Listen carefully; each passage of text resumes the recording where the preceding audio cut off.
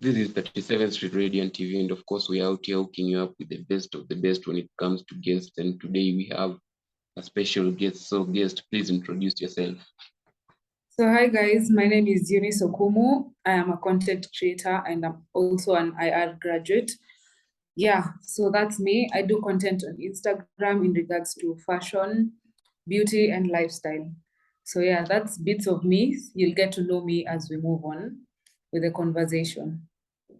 So, when you are pursuing, you are in the fashion, beauty, and content creation, as you have said. So, I just want to know, how did this journey start? Is it something that you grew up gaining interest, or is it something that the interest started just by when you are already an adult? For beauty, it's something that I've had within me since I was small. But so it's something that I've always nurtured since I was young. I just love to do things to do with beauty. So yeah, that is something I've grown up with. But for fashion, I feel it's something that has just evolved in me, and it's still a learning process for me. So I'm still in the growth of learning more fashion ideas, content, and how to navigate about the fashion industry. Yeah. You've talked about also being a graduate. So did you study something that is in that line, or you studied something very different? I've studied something totally different from what I'm doing now, but that does not mean I'm not going to do what I did in uni. So in uni, I graduated my major in international relations and minor in public relations. So yeah, I'm still going to pursue what I did in university because it's not something that I just learned.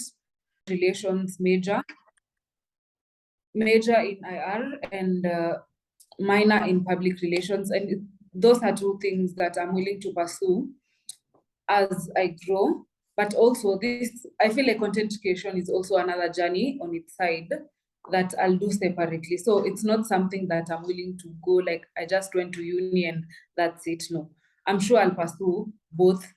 Actually PR, my PR unit is really helping me in the content creation journey. So yeah, it's something that I'll pursue. Now, content creation, school, still beauty and fashion, all these things, how are you able to balance all these things? I feel like you just have to create time for everything.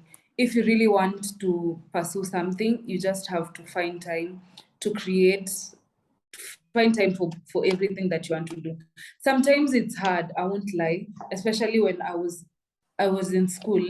Combining the two was a bit hard because you see in school you have exams to do, you have to read for them, you have to prepare, and on the other side you also have to plan your content, you have to create, you have to edit. So I feel it's just you have to sacrifice. Yes, that's the word. You have to sacrifice if you want to excel in both majors. Yeah.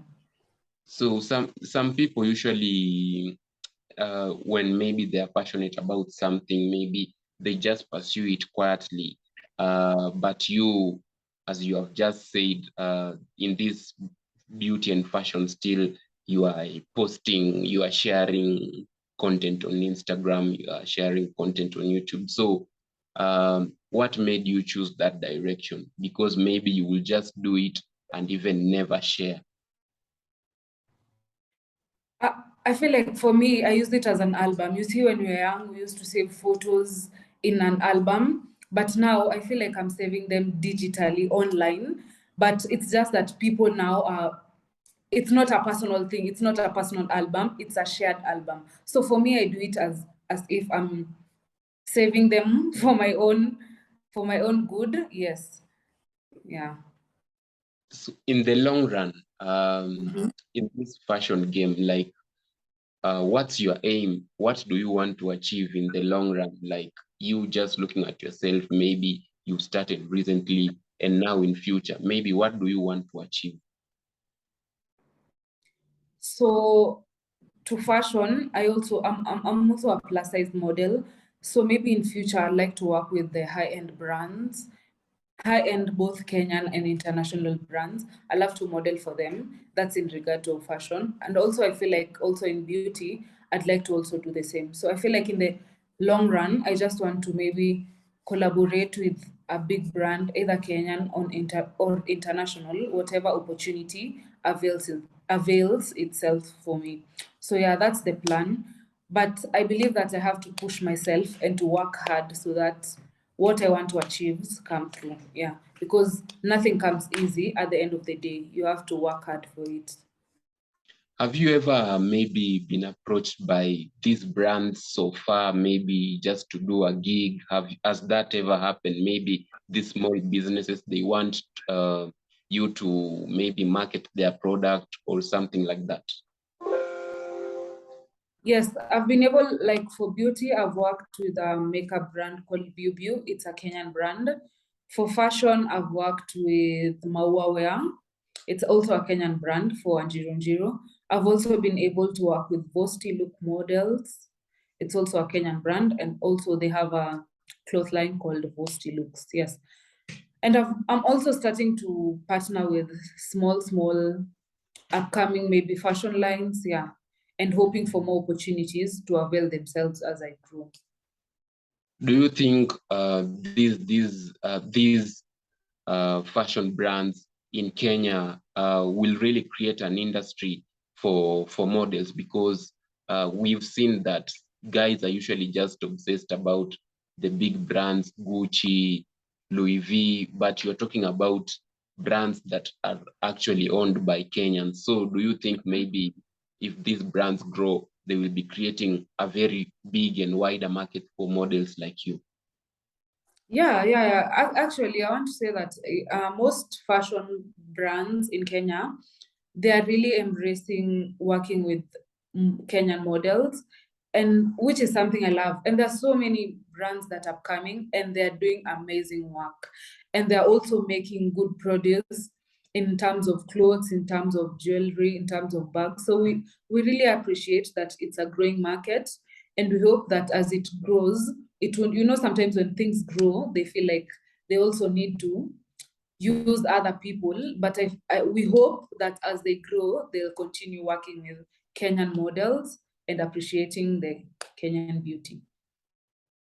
I want us to talk about your YouTube channel. You know, nowadays, even as you have seen, uh, guys really fear YouTube because it's very hard to grow on YouTube. Guys are just on TikTok and Instagram. So I don't know, like for you, where did you get the courage? Because right now I've talked to a couple of guys, and guys are very afraid of the YouTube space because it's very hard to gain numbers if you are not that known in the industry right now. So what gave you the courage to even start a YouTube channel? As I said before, you see, I feel like most people open a YouTube channel with the mind of they want to get money the moment they open the YouTube channel.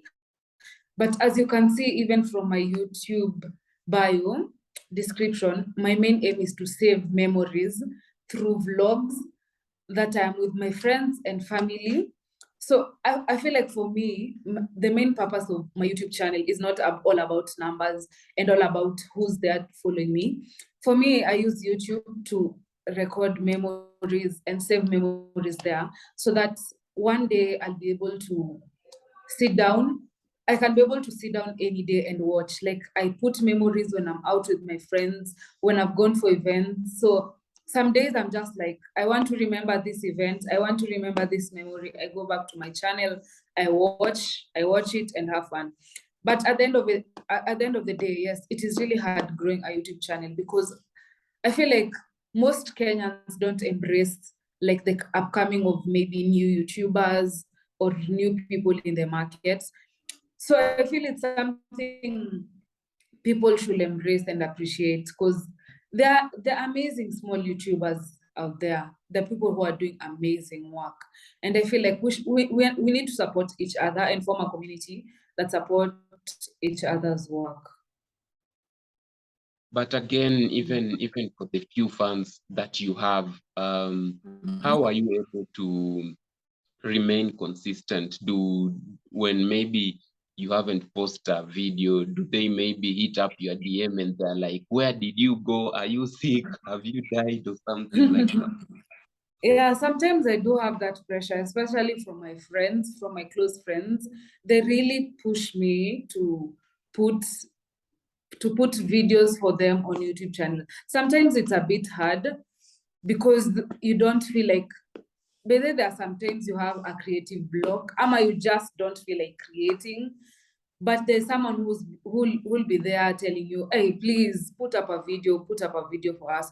So I feel like you just have to, when someone asks for something, you just have to push yourself and give them what they want. Because yet at the end of the day, they're the ones who are supporting you and making your dream grow. So yeah. You've talked about your you posting content is like just a gallery for you, but I've been looking at your content and I just want to ask you, how do you balance between sharing content that guys can watch and oversharing? You know, there's oversharing. Maybe sometimes you usually feel like this is a very personal moment, I shouldn't share this, or have you ever maybe posted something and you're like, why did I post it? This is a very maybe personal moment to me. Yeah, for me, everything that people see I post online is what I want people to see. There are so many things that I don't post online. If I don't want you to see it, trust me, I will not put it outside there. So I believe that everything I post online is what I want people to see, because I separate what I want people to see and what I don't want people to see. Because yet at the end of the day, some things are private. You can't just put everything outside. And also, if let's say it's a family function and maybe I just want to share bits and bits of it, I usually request the people who I'm with. I'm like, hey, I want to record this video. Are you okay with me posting it? If the people are not okay with me posting it, I'll save it for my own personal videos. But if they're okay with me sharing it, I'll share it. So I feel like you just have to separate and know this is what I want people to see and this is what people cannot see from my end. From when you have started till date, I want you to talk about the things that you really view as achievements, things that you are very proud of. Maybe you got to work with a brand, maybe you met somebody that you didn't even expect, things that you just view as achievements. I feel like so far my biggest achievement was working with Maua Wear, because yeah, that's a Kenyan brand and it's a big brand here in Kenya. And the fact that they gave me an opportunity to work with them, that was a great opportunity for me. And the fact that you see, the fact that I'm also able to work with different brands here in Kenya. And to be honest, I'm a plus size babe, and most of the plus size babes are not considered in doing things, especially to do with fashion, modeling, and what. And the fact that now we are being embraced to work as models, it's really a good thing. That's one of the biggest achievements that I'm able to appreciate as a plus size babe. That we are being considered to work with brands. That's a big achievement right now. So as we are finishing up, I want you to talk to guys who are in this field and they're just starting out. Maybe it's content creation or modeling. What have you noted in the industry? What should they do? What should they not do? Okay, maybe I can. Should I just generalize everything? Yeah. So yeah. First, I'd like to say that I know this is, you hear this a lot, but consistency pays. Like being consistent in this industry is what will take you outside there. And you also have to push and you also have to sacrifice, because nothing comes easy. If you're a fashion model, you need to apply. That's how you get gigs. If you see applications, if you see interviews, please apply for them. Go for the interviews. And also, if you're in that industry and you see the opportunities, please share with your fellow models, with your fellow content creators. And I also want to say that as as we content creators, especially in Kenya, we should form a support group that we encourage each other and also support each other when people are upcoming in this journey, because yet again, you are there because someone helped you. So you should also be open to help those who are upcoming. Yeah. So yeah, that's my message. And I want to wish everyone all the best in your journey, in everything that you're doing. Don't give up. At the end of the day, always remember that it will pay. Just push yourself. Yeah. Thank you so much for giving me your time. I also wish you all the best. Thank you so much.